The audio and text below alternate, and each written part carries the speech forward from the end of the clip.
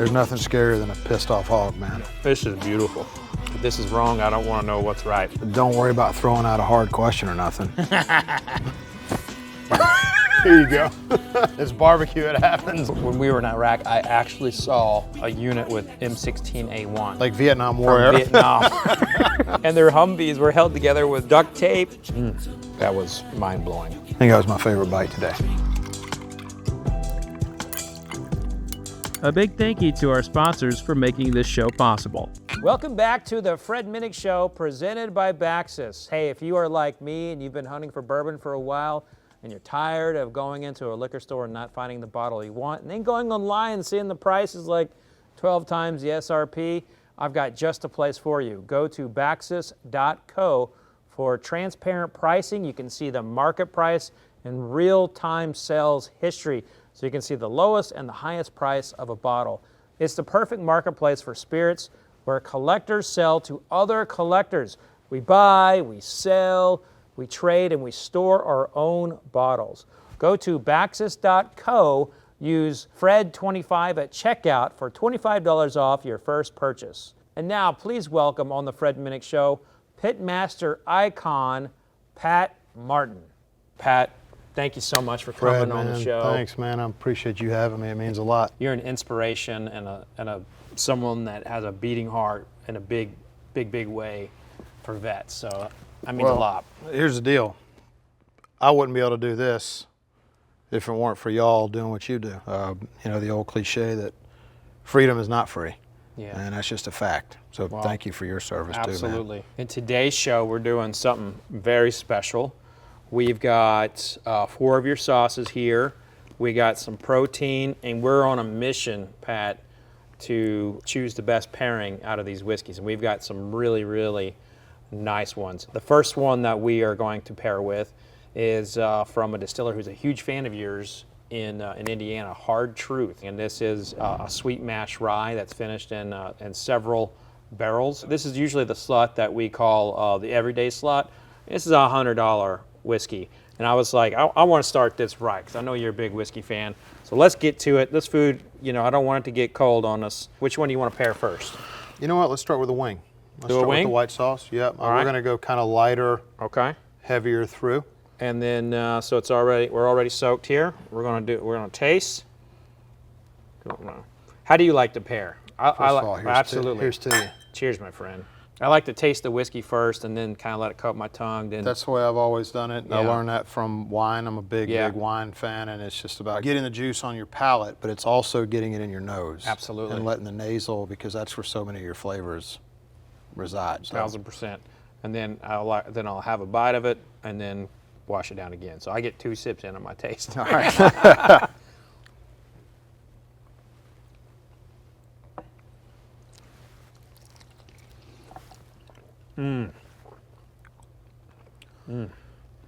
That's good. Oh my God. This is beautiful. If this is wrong, I don't want to know what's right. Oh man.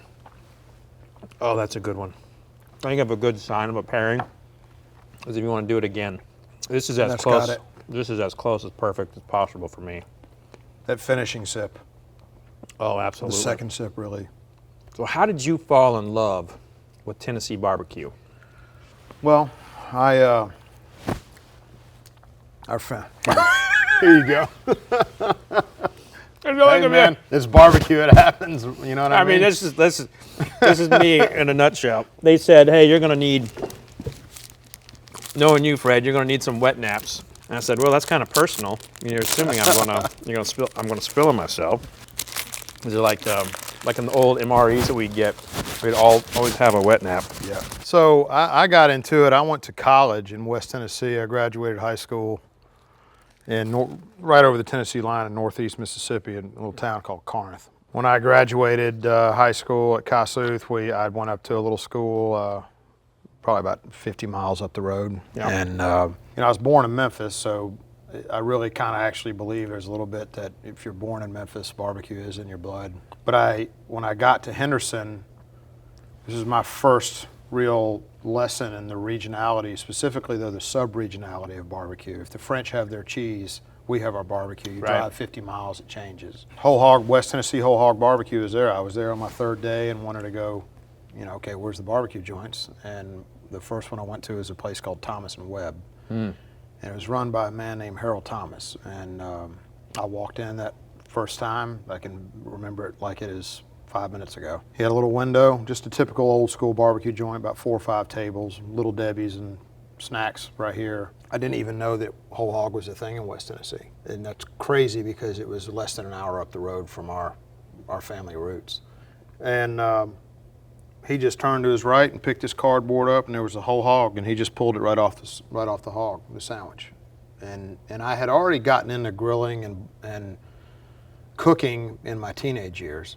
Bought my first cookbook when I was a sophomore in high school, and I don't know what I was wanting to do with it. I just had a real passion for it. When I saw that, it was really like over, signed, sealed, delivered. I've got to learn how to do this. And you know, I went on and I was trading bonds, and my father did that. I followed the same footsteps and kind of went through a Wall Street career and got married, got divorced, moved back to Nashville, and remarried, and boom, we opened up Martin's. I mean, that was like 30 seconds of, I don't know, 15 years. Yeah. You know what I mean? But that's what happened. So I opened up Martin's, and we just passed our 18-year birthday. That's incredible. A couple days ago. Yeah, I mean, I remember you all coming on. You kind of caught like wildfire, and we're all over the place.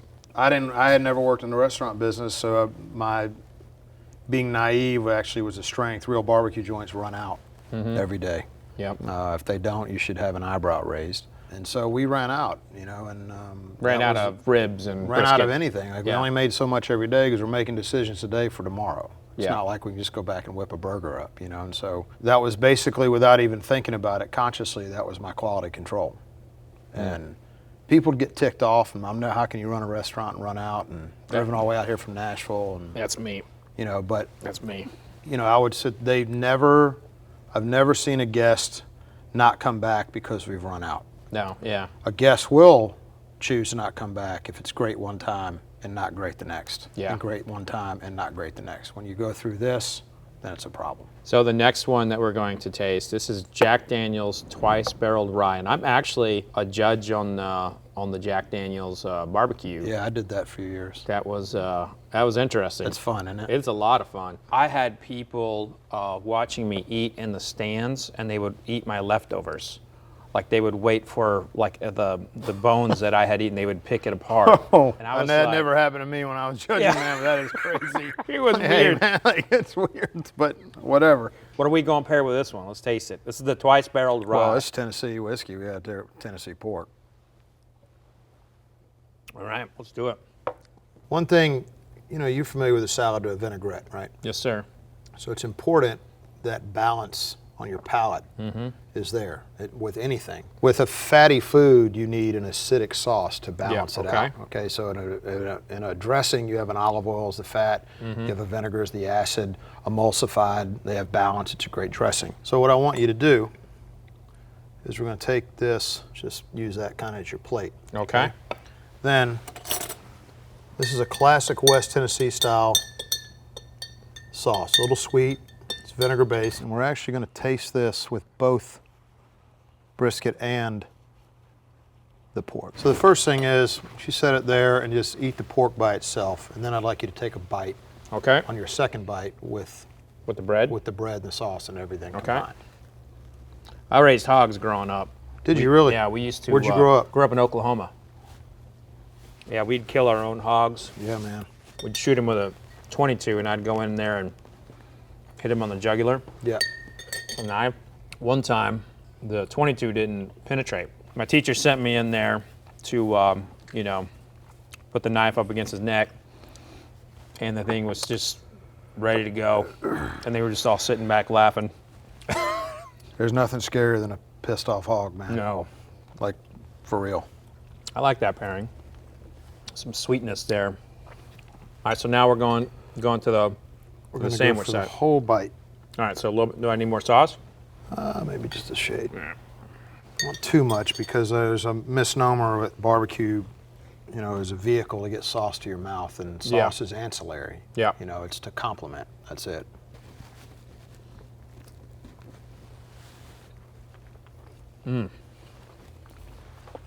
That's fantastic.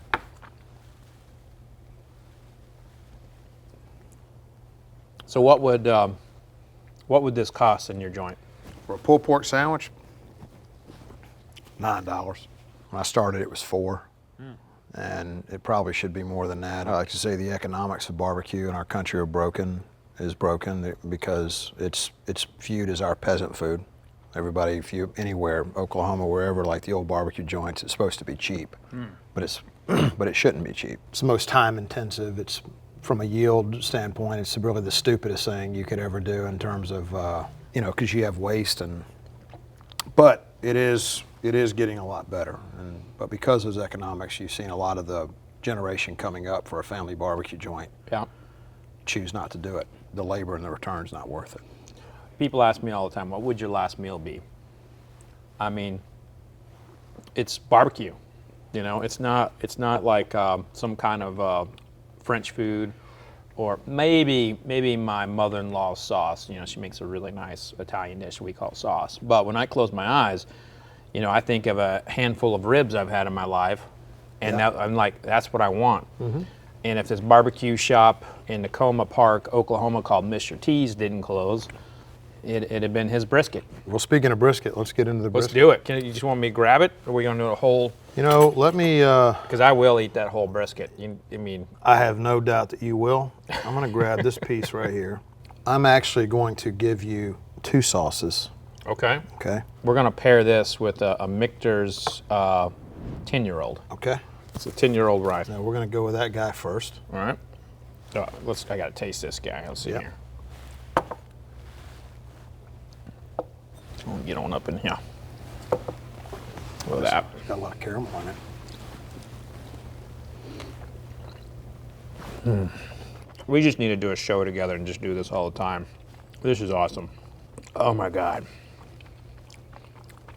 The whiskey, I don't think, holds up to the brisket. That brisket is just so spicy. It's got some spice to it. The char of it. I It's the think black pepper. It's the crust yeah. of it, but it's overpowering it. I think it's overpowering the whiskey, and that whiskey's usually big enough and strong enough to hold its own. Well, I tell you what, I know you're not going to complain about a second bite. No. So why don't we try it without the bark?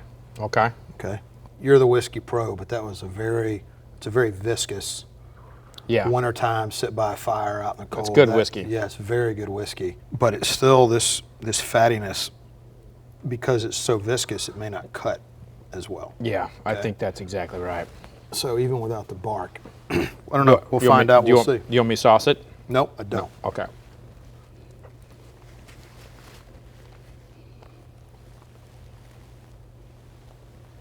That's better. From a pairing perspective. Yeah. I still prefer the bark on there. So you buy a lot of whiskey? I don't buy as much as I used to. I've really gotten into natural wine.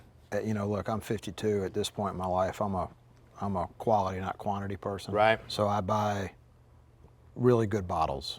So you like getting rare when you're buying a bottle of whiskey. I You do. want to get really rare stuff. Well, this next one that we're tasting is one of those in that rare category, and I've grown frustrated in the whiskey world.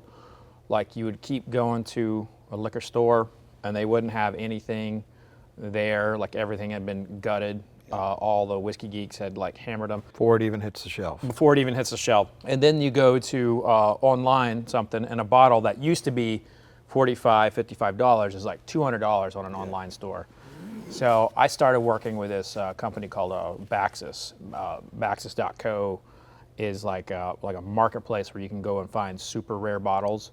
And it's coming from fellow people like us who are like fans of whiskey, and they're selling off their collection or some of their collection.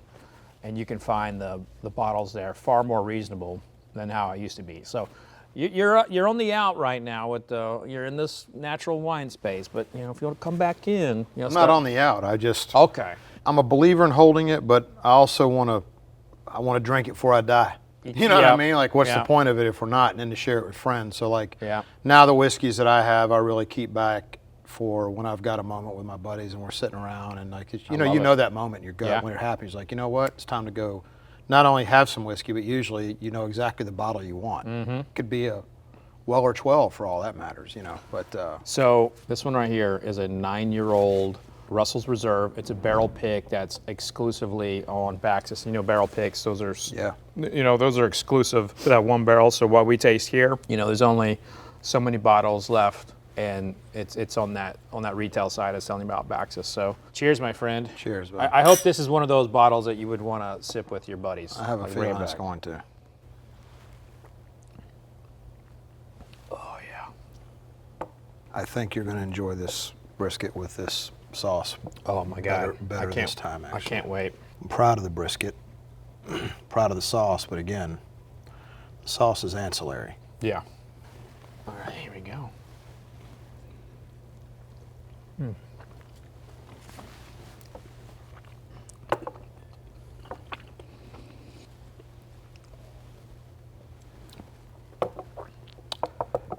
Maybe just a shade more sauce. And this is one where the whiskey There you go. overpowered the brisket a little bit.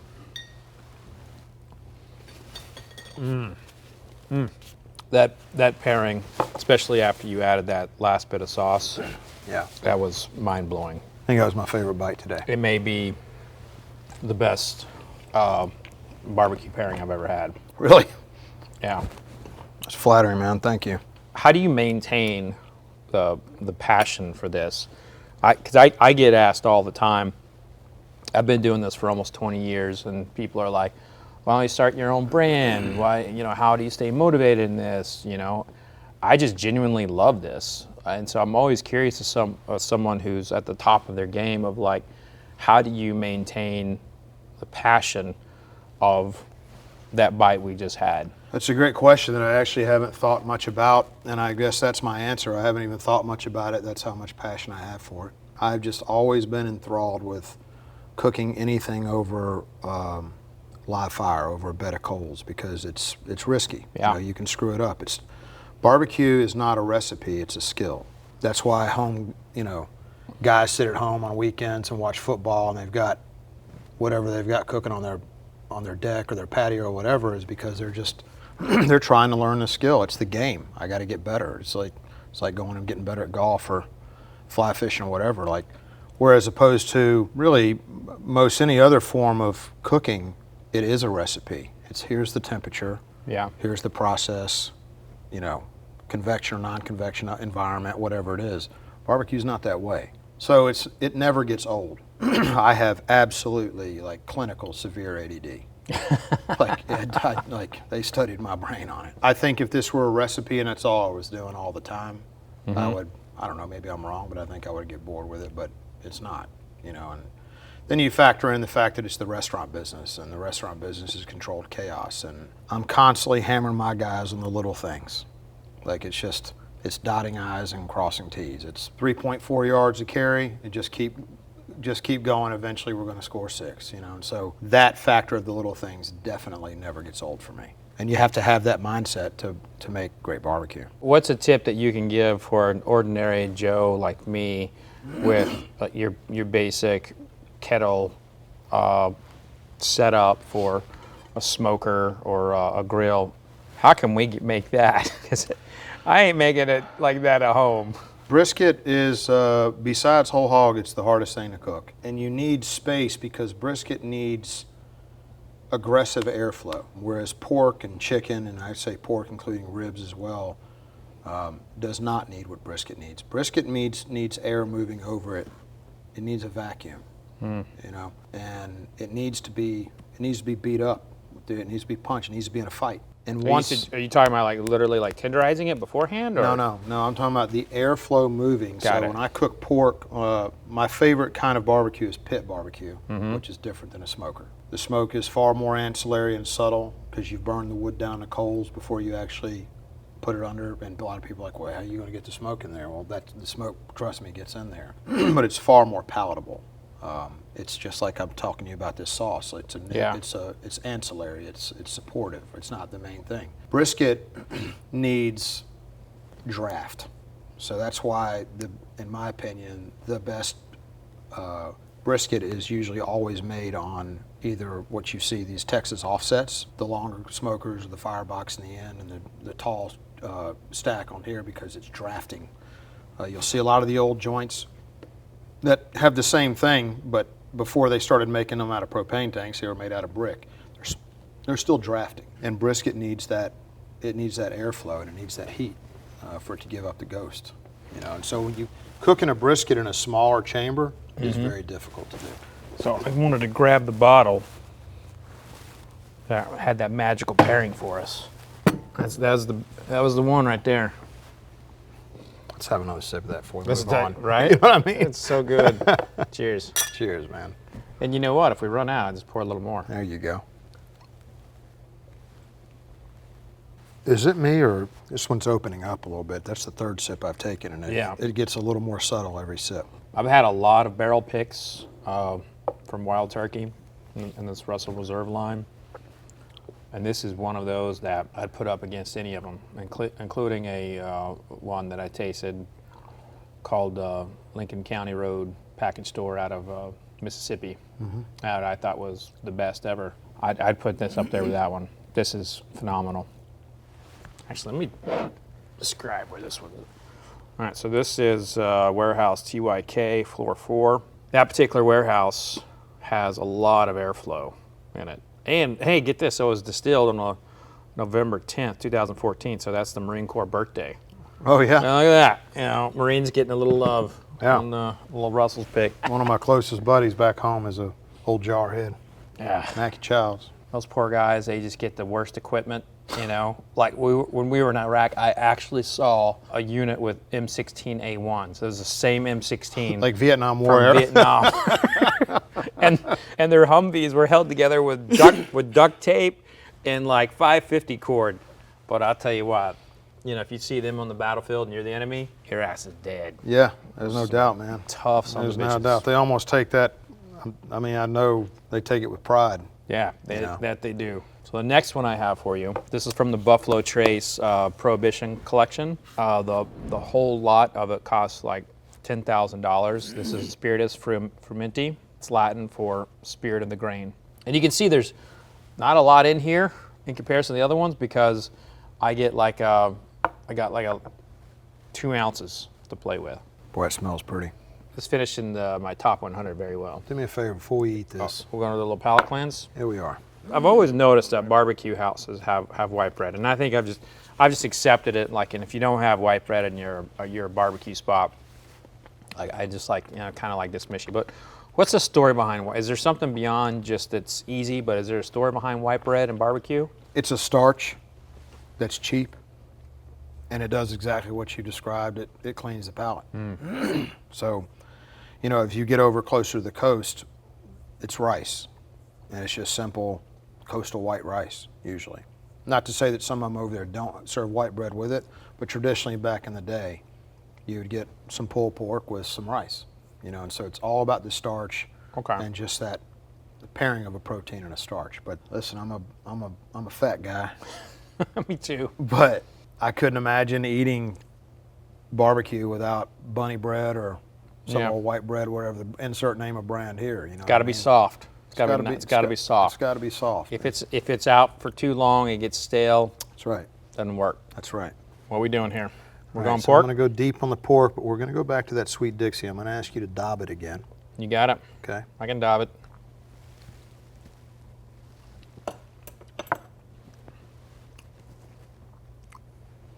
It's good whiskey.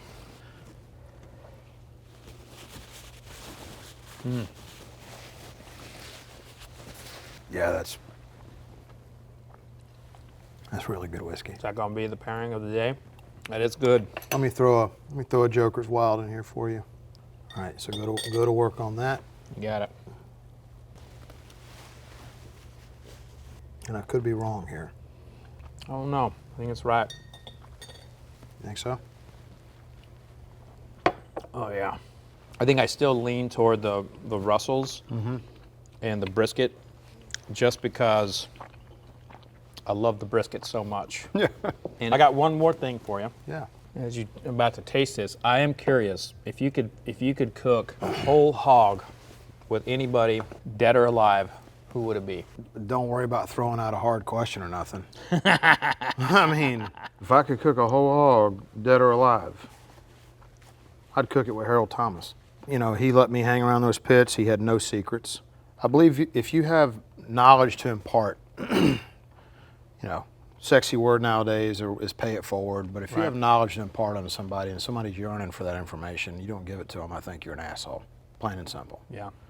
The whole thing about secrets and secret sauces and secret rubs is a bunch of BS. The fact is that, you know, if you've got something that's really great, fine, go remake it. Go do whatever you want with it, because there's no way you're not going to put your own spin on it. Well, Harold taught me, he laid the foundation for my barbecue journey. Not just my career, but the whole journey. And I still consider myself a hobbyist. I went on and graduated college and thought that I had all the time in the world and I would always you know, and I didn't, and Mr. Harold definitely didn't, and he got sugar, he got diabetes, and he ended up passing away, and I never got to do that with him. So it'd probably definitely be him. Wow. Yeah. That's awesome. Thanks for sharing that. So I'll tell you what that is. So this is coming from BAXUS, and it is 162 proof. Is that all? Canadian whiskey. 28 years old. Why'd you pick this one? Out of curiosity. Every whiskey, I mean, you're Right. a savant. I like to see people's reaction to something that's this old and that high of proof, because That hot, that Yeah. old, and how it's probably not going to be that hot. exactly. Yeah. I like to see how people feel about it, Yeah. because it's one where you taste it and it does not taste like 162 proof. Here we go. It's not hot on the nose, man.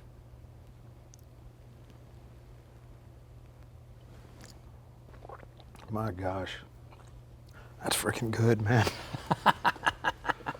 Right on. Thank you for sharing this with me, man. Like, Yeah. that's incredible. Yeah, I'm gonna Yeah, I was hoping you were about to go in there on some of it. do a little my own. Yeah.